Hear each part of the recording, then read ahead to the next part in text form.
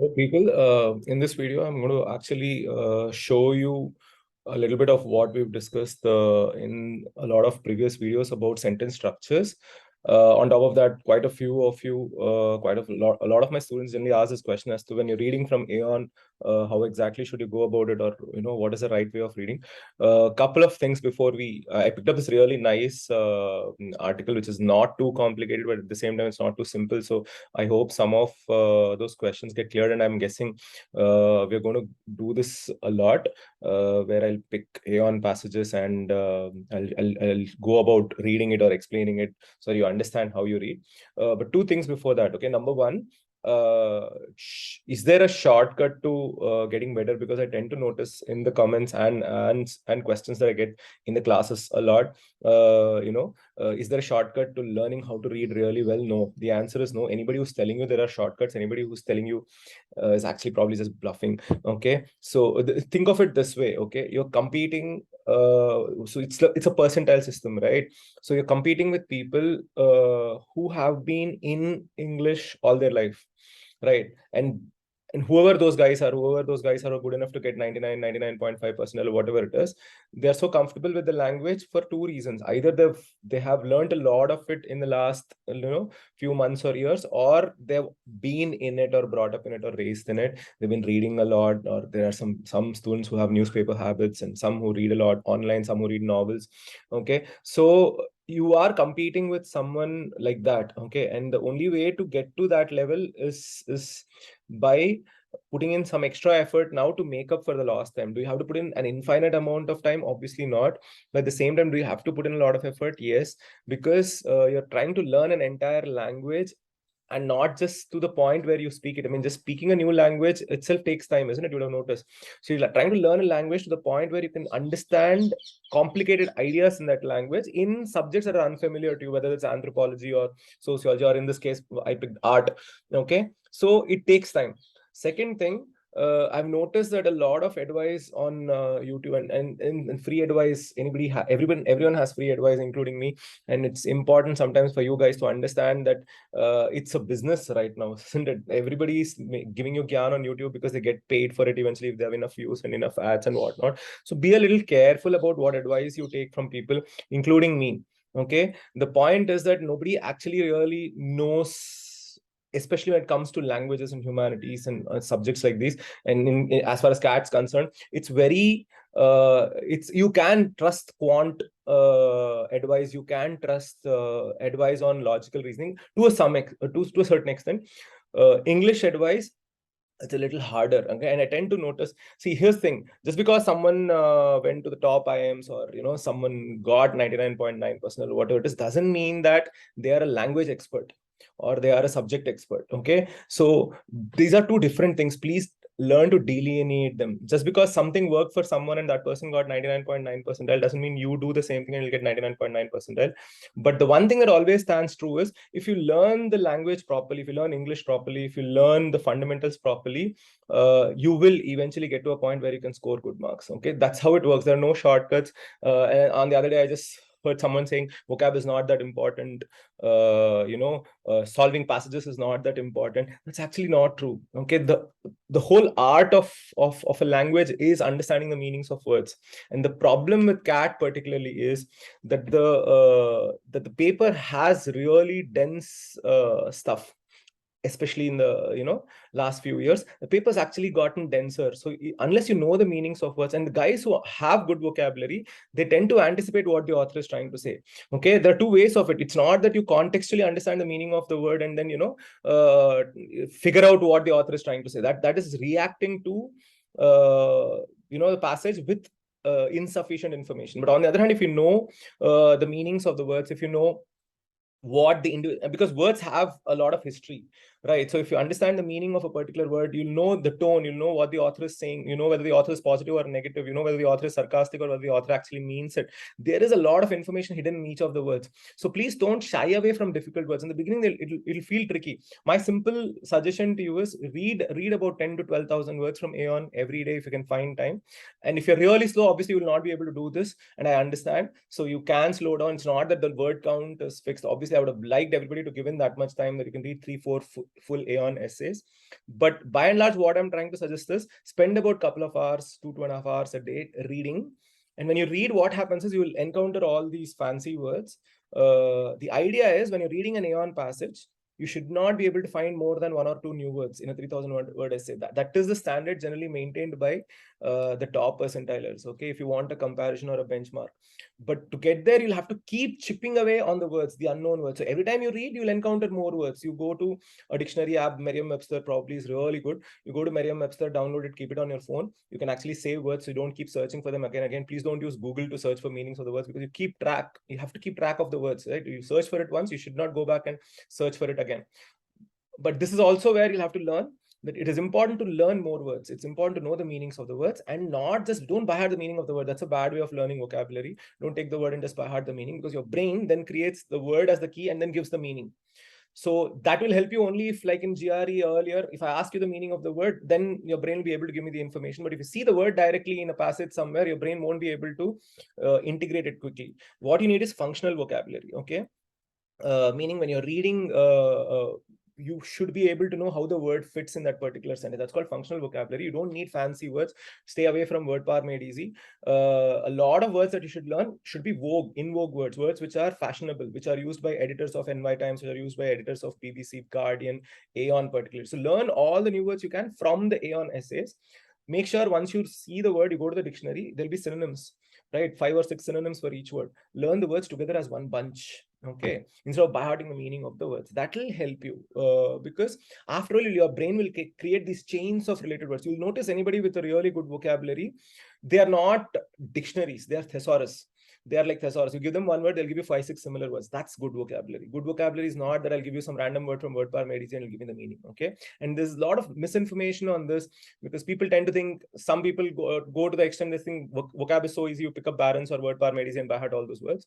And some people say that vocabulary is not at all important, you can just read and then may figure out. Neither of them. Always have the balanced opinion, okay? Don't go to the extremes. Neither of them is true.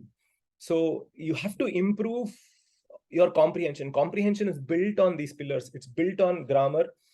Because grammar is a contract between the writer and the reader, right? So it's the writer telling you, hey, I use these rules, figure out what these rules mean so that you can understand what I'm trying to say, what the comma means, what the semicolon means, what although in the beginning of a sentence means, what however in the beginning of a sentence means. That is the foundation, right? Then there is vocabulary, meaning of the words. It's language, right? How can you skip vocabulary? So you have to know the meanings of words, right? And then reasoning, the logic, okay, the critical reasoning. So these 3 are the fundamental pillars of reading. You have to improve all the 3 separately to be able to read well. Anybody who reads well understands words, understands the rules on which the sentences have been written, and understands the logic. And logic is the most difficult of the 3 things to learn, which is why I made a couple of critical reasoning basics videos earlier, and I'll probably try to make a few. But you can actually also start solving these from GMAT official guide. Lovely CR questions. It'll teach you how to calibrate your critical reasoning. Anyway, so if you look at this particular passage,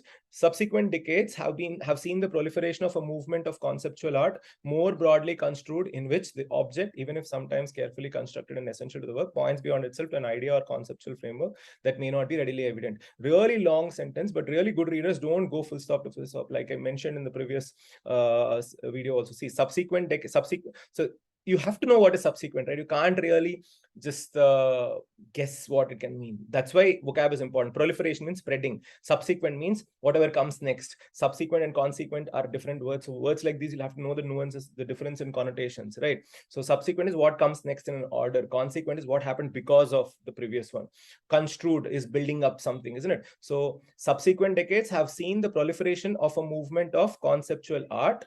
Okay, this is the idea. The idea actually ends here. Okay, there was a movement of conceptual art that spread rapidly. One idea. This is one particular clause, one subject-verb combination, isn't it? This conceptual art is more broadly construed. Okay, more broadly construed, in which the object. Now he's giving you the definition of object. What happens in that conceptual art? The object, okay, points beyond itself to an idea or conceptual framework that may not be really evident. So this is the other idea. It starts from here, ends here. Now, bad readers get confused in this part because there is a double comma pair. This is called a double comma pair. Remember, the double comma pair means you read till here, you jump like this, you finish reading it, then come back, then read this. This is a separate sentence.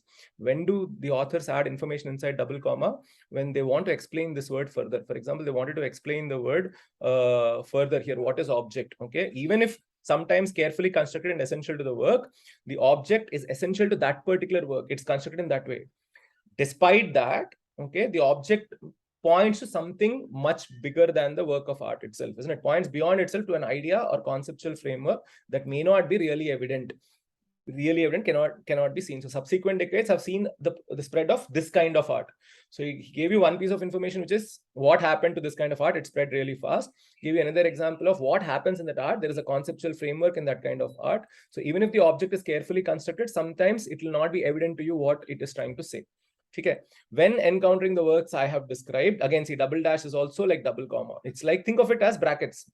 It's generally editors do not like it. Okay, anybody who's so at some point I used to write for the Hindu, and so I'm a little finicky about all these things, and you can ask anybody who's written for publishing houses or who's written for newspapers. They'll tell you they see English differently from a lot of other just readers or people who did really well in competitive exams, or even the classic English teachers, because editors are a little finicky about these things, because at the end of the day it's readability of your complex ideas. So we generally tend to stay away from it. It's bad writing generally to put too many double commas or double dash. But sometimes what happens, the idea is so complex, in the middle of this sentence the author realizes, oh, I have to explain what this means. Okay, when encountering the works I have described, we may experience increasing complexity.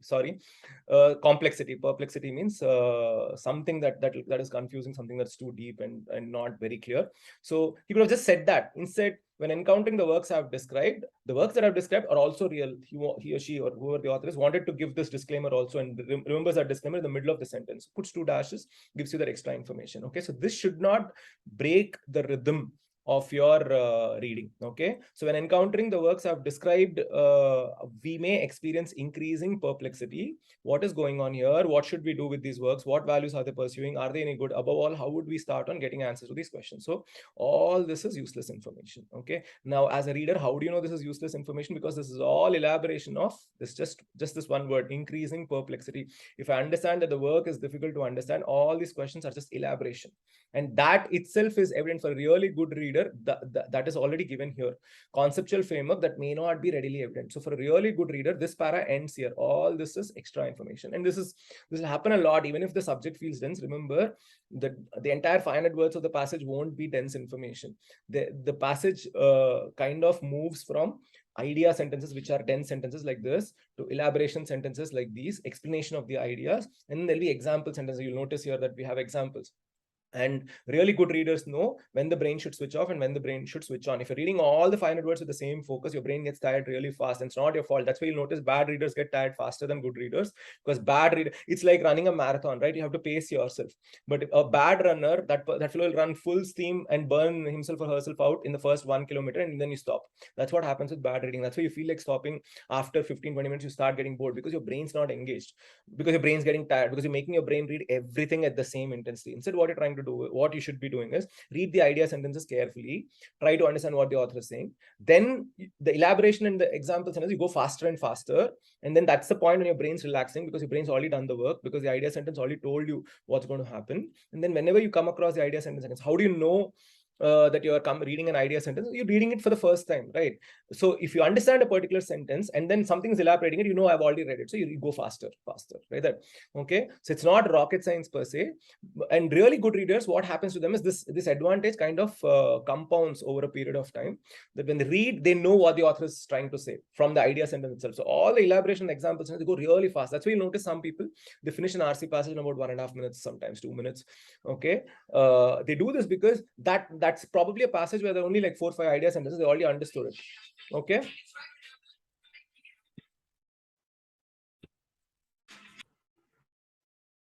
Let's look at the second paragraph.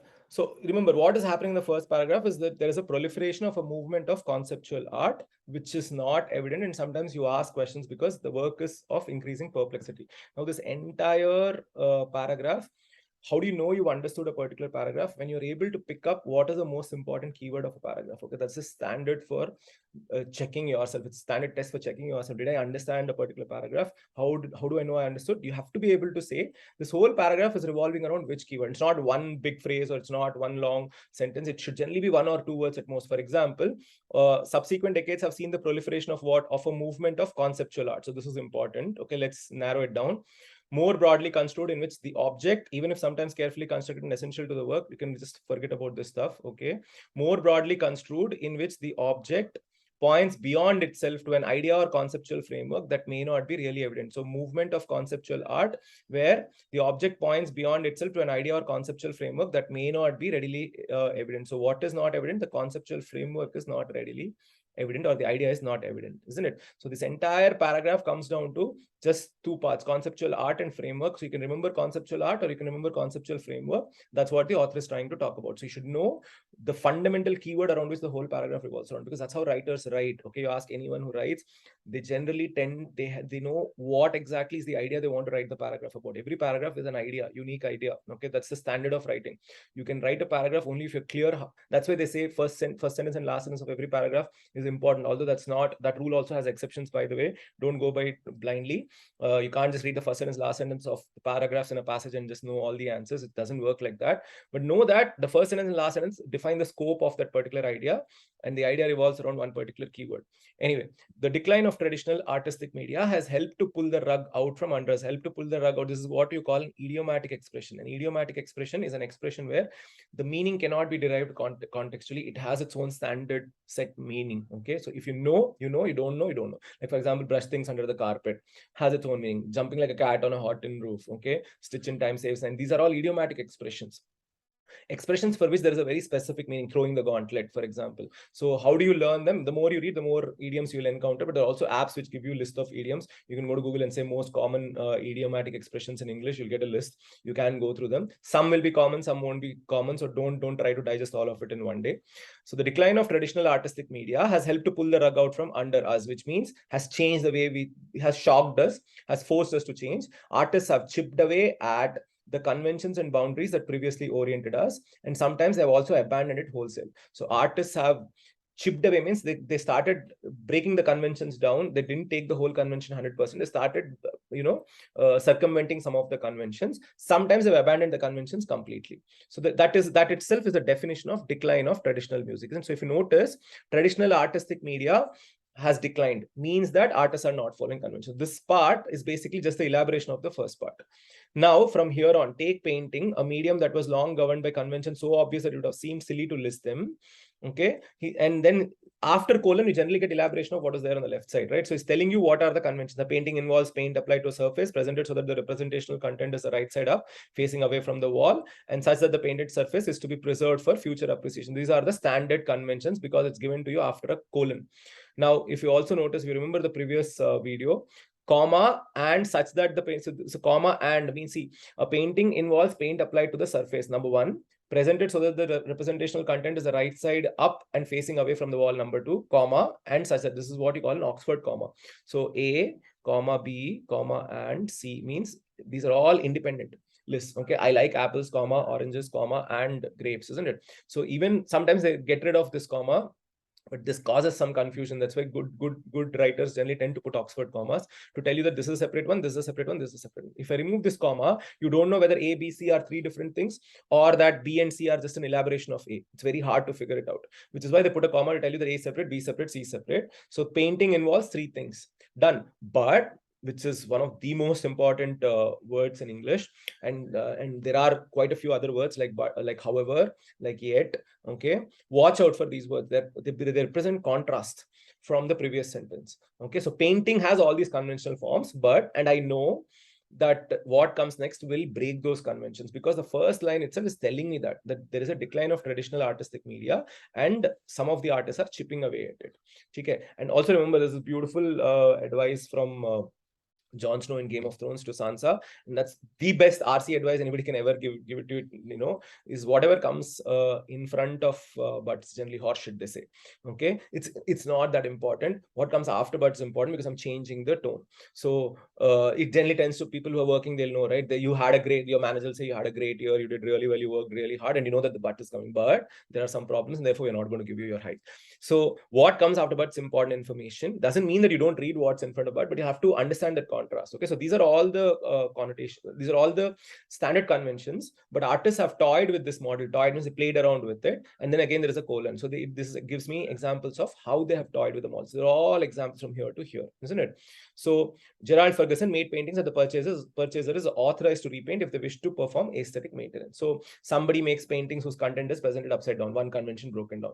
Somebody made a painting whose primary mark surface is displayed facing the wall, another convention is broken. Someone made paintings whose paint was designed to flake away over time. So notice that artists have toyed with this model, and then these examples means even if this list was not given to you, even this list is not given to you, it can be inferred. For example, if the sentence says artists have toyed with this model, and George Basilis makes paintings whose content is to be presented upside down, I can infer that the original convention was to not make paintings. That's how inferences work. So this information is basically repetition of this information, which is why for really good readers, this is a useless paragraph. Decline of traditional artistic music or abandonment of conventions is the end of this paragraph. Everything else is just examples. You don't have to remember this information, because when you come back, if there is a question on the examples, you can always come back and search very easily, because examples are facts and names generally, right? That's how you identify example sentences. You read them faster. Don't have to memorize them or anything. So this whole paragraph comes down to just decline of artistic media or conventions. That's it. Okay, so this paragraph is about how a conceptual framework is not clearly evident, and this paragraph is about how artists have broken down conventions. So all that is called summarizing a paragraph. Never make notes while writing. It's not a good idea. I mean, you have to if you're really slow and you're only in the beginning stage of learning, but eventually in CAT, you'll not have the bandwidth to sit and make notes. It'll change your eye span also. You keep, looking up and looking down. Not a bad idea. You have to generally be focused on the screen for 40 minutes. It's really tricky to look down, write the notes, and then again go back and read. So train your brain to remember stuff, and your brain can't remember entire paragraphs. It can't even remember 10 to 12 words, isn't it? Your brain can only remember a certain number of objects, which is single digit. So you tell your brain, okay, paragraph 1 is around conceptual art and conceptual framework. Paragraph 2 is about decline of artistic media or breaking down of conventions. Just remember the word convention otherwise, okay? And then if you ask WH questions to those words, you'll get the rest of the paragraph, isn't it? What conceptual art? Why are we talking about conceptual art? Why are we talking about conventions? How are conventions broken? How are conventions broken? All these are ways in which conventions are broken. Why are conventions broken? Okay, because artists are chipping away at the conventions and boundaries, because there is a decline of traditional artistic music, like that. So this is how you go about reading. In a subsequent video, I will continue probably the same video, same article, or maybe I'll get you a fresh article. But remember the fundamentals of reading, right? You're always trying to look for idea sentences, elaboration sentences, example sentences, 3 separate types of sentences. Number 1, you're always trying to figure out what's the most important keyword of a paragraph. You have to be able to pick it. That's how you know you've read properly, okay? That you'll be able to pick a keyword, and you'll have to be able to tell what the author's opinion about that keyword is. Is the author's tone positive or negative? Which is one of the other beauties of good reading, is you almost always know what the author's tone is. Is the author's tone positive, negative, or neutral? In another video, probably, if you're interested, I'll make a video on how you figure out tones and what are tones and whatnot. But by and large, you read like this. Reading is not really difficult, but you'll have to focus on all the 3 fundamentals. How is the sentence structure moving forward? What are the interesting words? For example, we came across subsequent, proliferation, okay, construed, perplexity, isn't it? So these are the kind of words you are trying to remember. Okay, you have to, and these are all commonly used difficult words. What I mean by that is, I'll probably also make a video. I have plans to make a video on that, as to what are the most commonly used difficult words, meaning words which will keep popping up in articles like NY Times or Aeon Essay articles or editorials, because the editors love them, but words which you don't use in conversations. So there are obviously fancy words which nobody uses anyway, but there are very simple words that you use in conversations. But this set, proliferation, for example, is a very commonly used word, but in real life, you'll never say proliferation in the middle of a conversation, isn't it? But it's an important word which pops up in written communication, isn't it? So those are the kind of words you'll have to memorize. Done. I hope this video makes sense to you. Until next time, peace out.